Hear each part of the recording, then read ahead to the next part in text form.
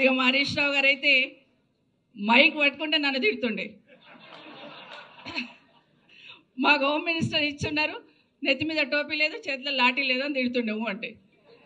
మళ్ళీ లోపలికి వచ్చి అక్క ఎట్లన్నా కానీ ఇట్లా ఉద్యమం నడిపిస్తున్నాం చూడు, జర చూసుకో అని చెప్తుండే నాకు. సో నిజంగా సంతోషం అనిపించేది. ఆ తిట్టులో కూడా నాకు ప్రేమ కనిపించేది. ఎందుకంటే నా తమ్ముళ్ళు నన్ను తిడుతున్నారు, నా వాళ్ళు నన్ను తిడుతున్నారు. ఖచ్చితంగా ఉద్యమంలో విజయం సాధించాలని ఆరాటం ఉండేది. ఒకరోజు రాత్రి 10 గంటలకు వచ్చారు, దండుని వేసుకొని వచ్చాడు ఇంటికి.